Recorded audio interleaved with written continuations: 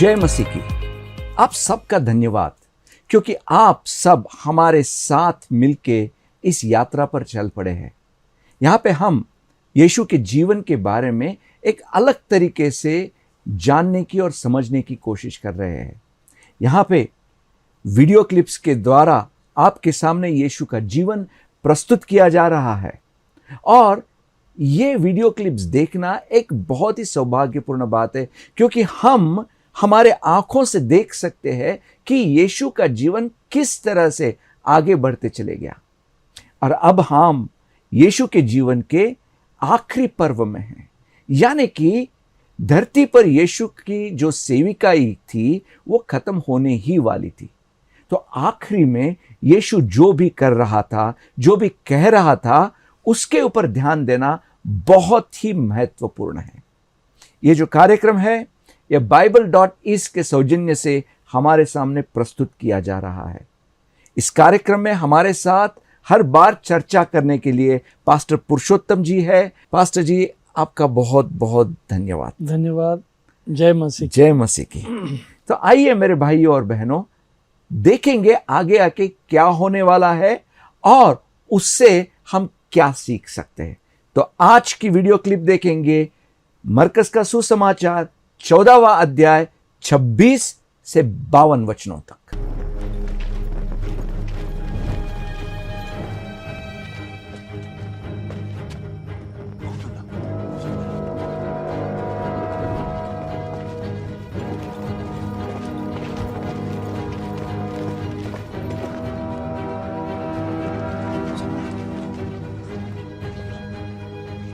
उनसे मसीह यीशु ने कहा, तुम सभी मेरा साथ छोड़कर चले जाओगे, जैसा कि इस संबंध में पवित्र शास्त्र का लेख है।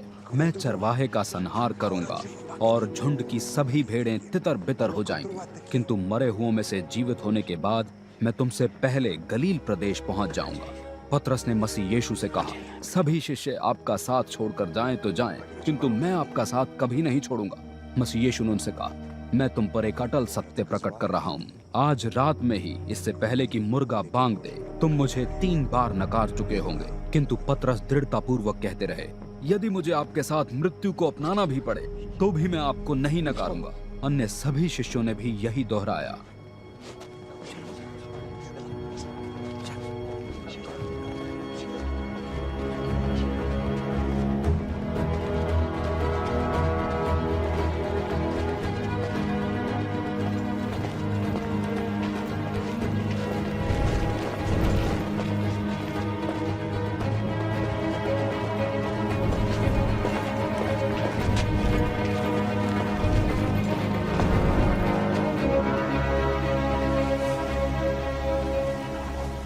वे गेत्सेमनी नामक स्थान पर आए। मसीह यीशु ने अपने शिष्यों से कहा, जब तक मैं प्रार्थना कर रहा हूँ तुम यहीं ठहरो। उन्होंने अपने साथ पतरस, याकूब तथा योहन को ले लिया। वो अत्यंत अधीर तथा व्याकुल हो रहे थे। मसीह यीशु ने उनसे कहा, मेरे प्राण इतने व्याकुल हैं मानो मेरी मृत्यु हो रही हो। तुम यहीं ठहरो और जागते रहो। वो उनसे थोड़ी ही दूर गए और भूमि पर गिरकर ये प्रार्थना करने लगे कि यदि संभव हो तो ये क्षण टल जाए। प्रार्थना में उन्होंने कहा, अब्बा पिता, आपके लिए तो सभी कुछ संभव है। मेरे सामने रखे इस प्याले को हटा दीजिए, फिर भी मेरी नहीं आपकी इच्छा के अनुरूप हो। जब मसीह यीशु वहां लौट कर आए तो शिष्यों को सोता हुआ पाया। उन्होंने पतरस से कहा, शिमोन, सोए हुए हो? 1 घंटा भी जागे ना रह सके? जागते रहो, प्रार्थना करते रहो, ऐसा न हो कि तुम परीक्षा में फंस जाओ। निस्संदेह आत्मा तो तत्पर है, किंतु शरीर दुर्बल।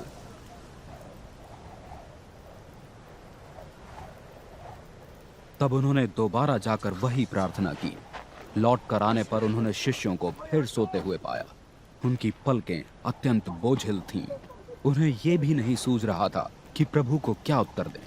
जब मसीह यीशु तीसरी बार उनके पास आए तो उन्होंने उनसे कहा, अभी भी सो रहे हो? सोते रहो और विश्राम करो, बहुत हो गया। वो क्षण आ गया है। देख लो कैसे मनुष्य का पुत्र पकड़वाया जाकर पापियों के हाथों में सौंपा जा रहा है। चलो अब हमें चलना चाहिए, वो पकड़वाने वाला आ गया है। जब मसीह यीशु ये कह रहे थे, उसी क्षण यहूदा, जो 12 शिष्यों में से एक था, आ पहुंचा। उसके साथ तलवार और लाठियां लिए हुए एक भीड़ भी थी। ये सब प्रधान पुरोहितों, शास्त्रियों तथा पुरनियों द्वारा भेजे गए थे। पकड़वाने वाले ने उन्हें ये संकेत दिया था, मैं जिसे चूमूं वही होगा वह, उसे पकड़कर सिपाहियों की सुरक्षा में ले जाना। वहां पहुंचते ही यहूदा सीधे मसीह यीशु के पास गया और उनसे कहा, रब्बी, और उन्हें चूम लिया।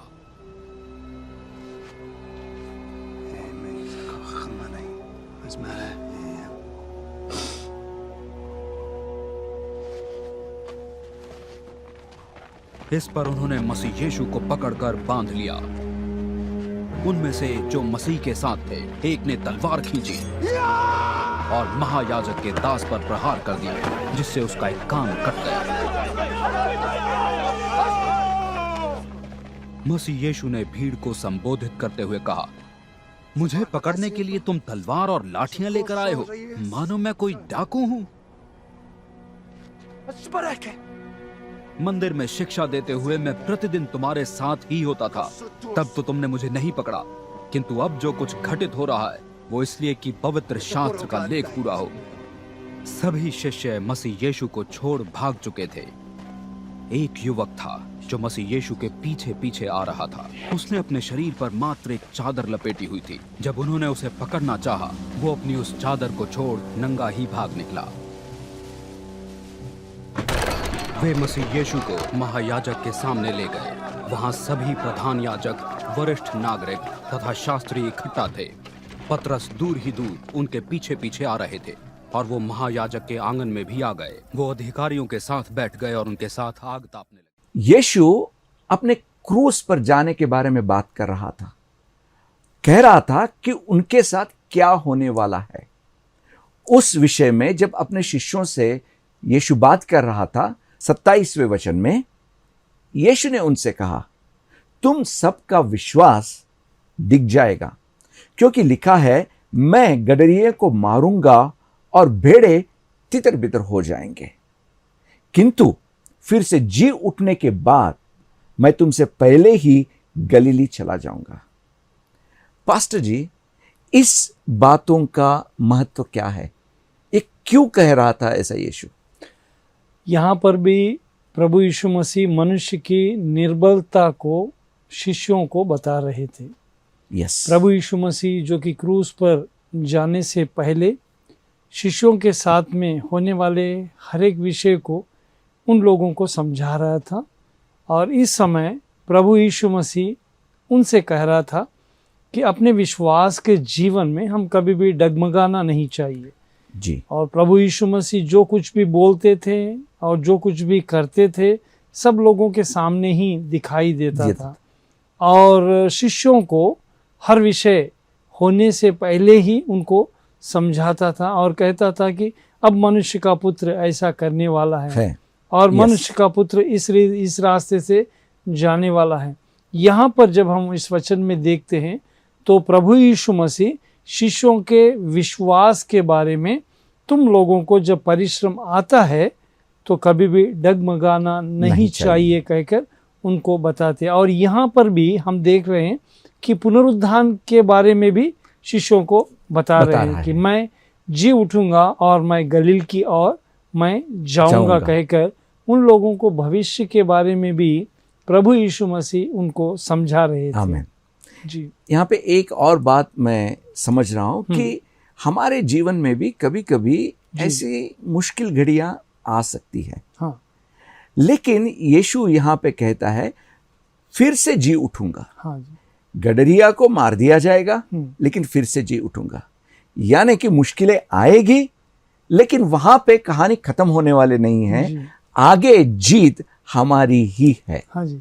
हमारे जीवन में भी बहुत सारी कठिनाइयाँ आती हैं और इस विषय को लेकर हमारे हृदय में हम बहुत ही एक दृढ़ निश्चय लेना चाहिए कि हम जब गिरते हैं तो फिर हम उठ भी जाएंगे। जैसे कि छोटे बच्चे होते हैं, नीचे गिरते हैं, तब क्या करते हैं, माता पिता उसको उठाते हैं। उसी रीति से भी हमारे जीवन में भी कठिनाइयाँ नहीं आएगी कहकर कहाँ पर भी लिखा नहीं है। यस।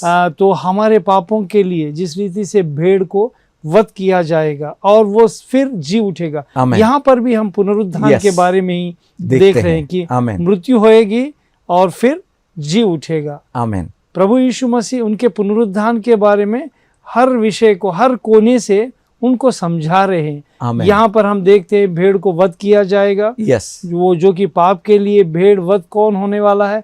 प्रभु यीशु मसीह ही होने वाला है। यस। और वहां पर भी प्रभु देखिए कैसे विषय को याद दिला रहे, आमीन। जब कभी भी हमारे जीवन में भी मुश्किलें आती हैं और दुविधाएं आती हैं तो सब लोग तितर बितर हो जाते हैं। यस। और यहाँ पर भी प्रभु वही बोल रहे थे, जब मुझे वध किया जाएगा तो सब लोग भेड़ें तितर बितर हो जाएंगे, कोई भी वहां पर नहीं रहेगा।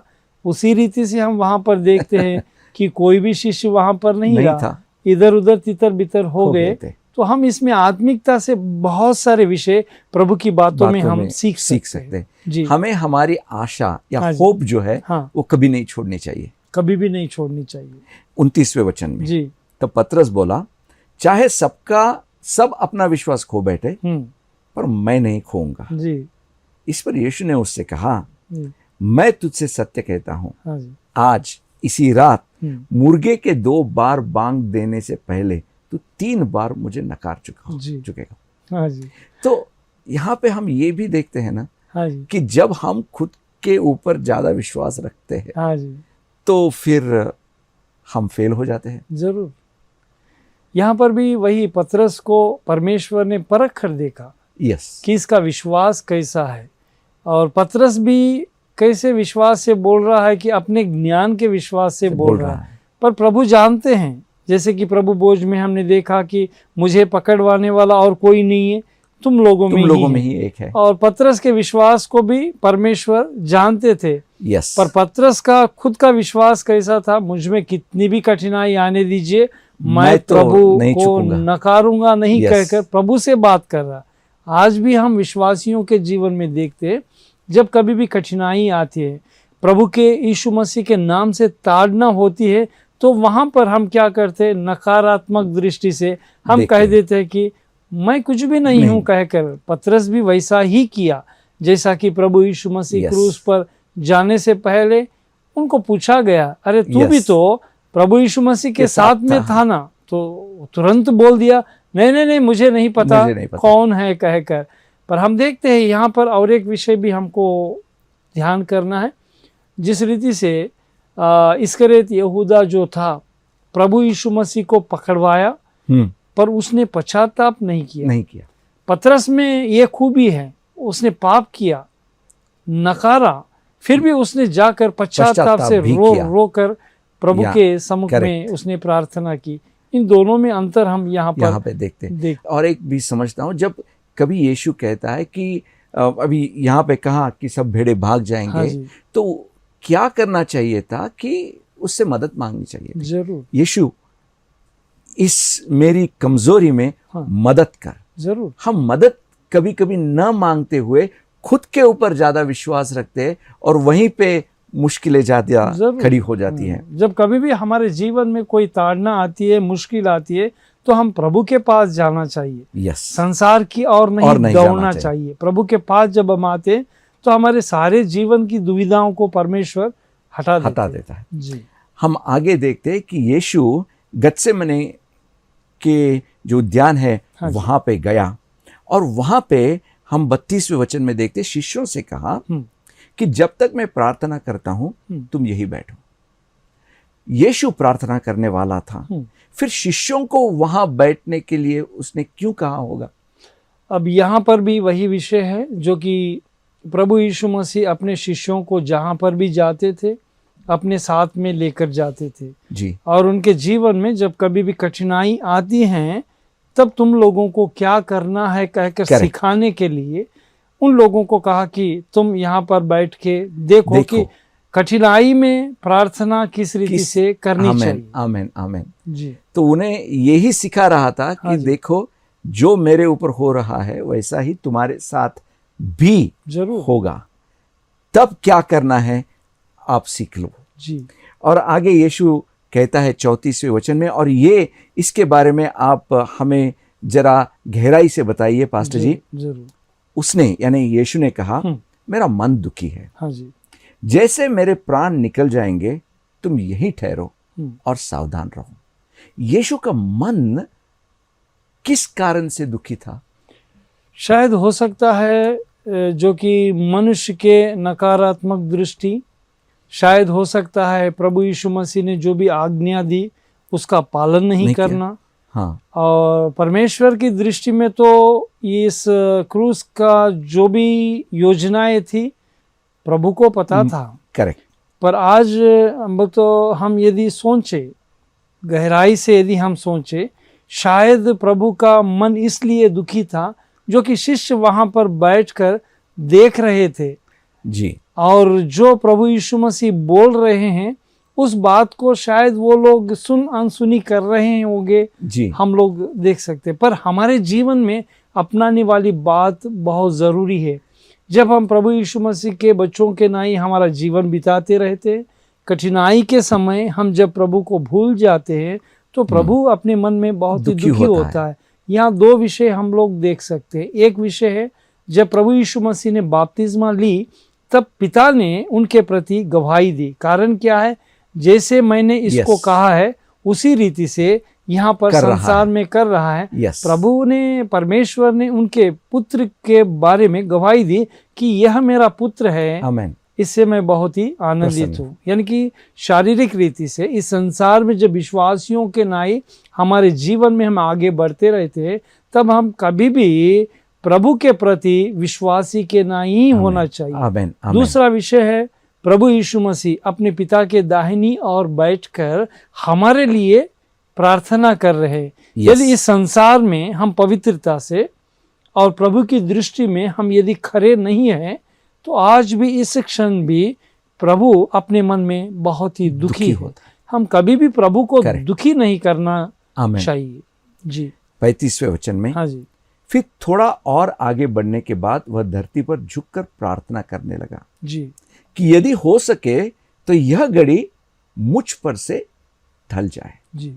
तो वो घड़ी में जो होने वाला था उसका दुख भी, यानी कि जैसा होने वाला है वो भी उनके मन रहेगा। फिर लेकिन वहां पे नहीं रुकता है यीशु।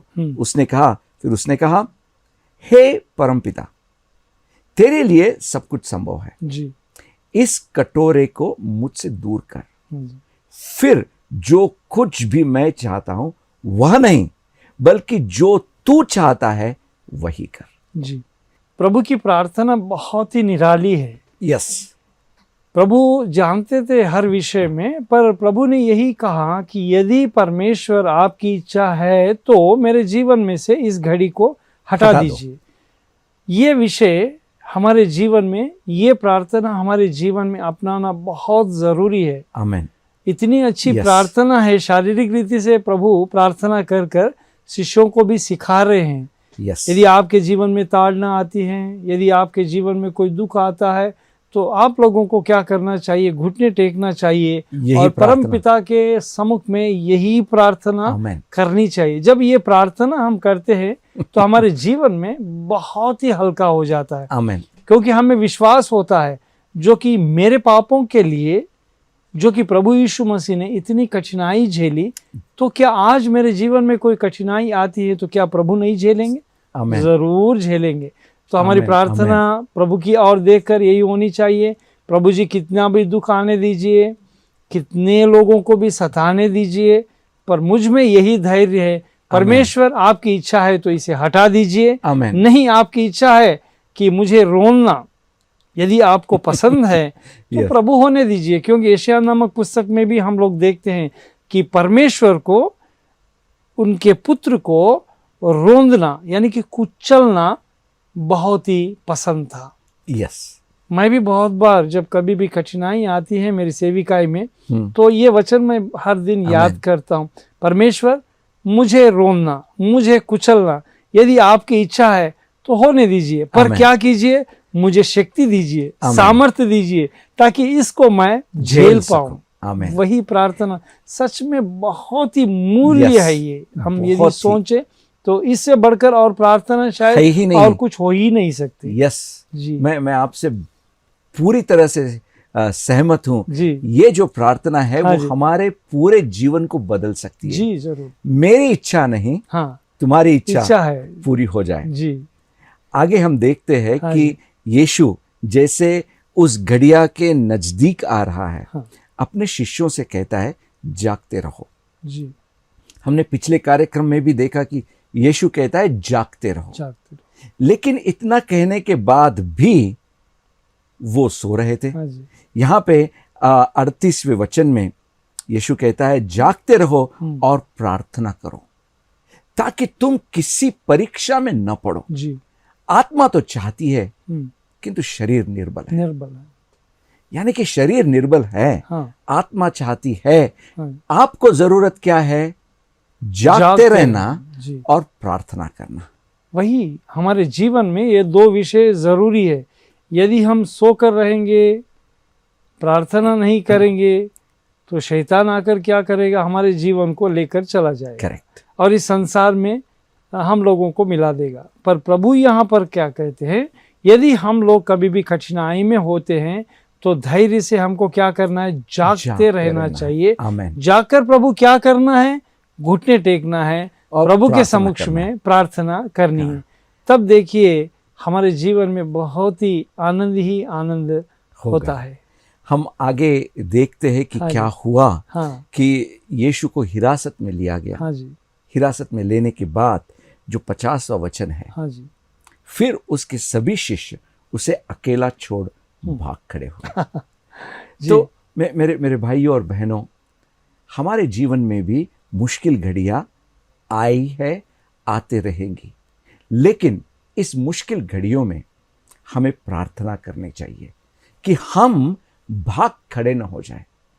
हम सब में निर्बलता है, लेकिन जब हम हमारे परमेश्वर की सहायता मांगते हैं तो वो हमें जरूर सहायता करता है।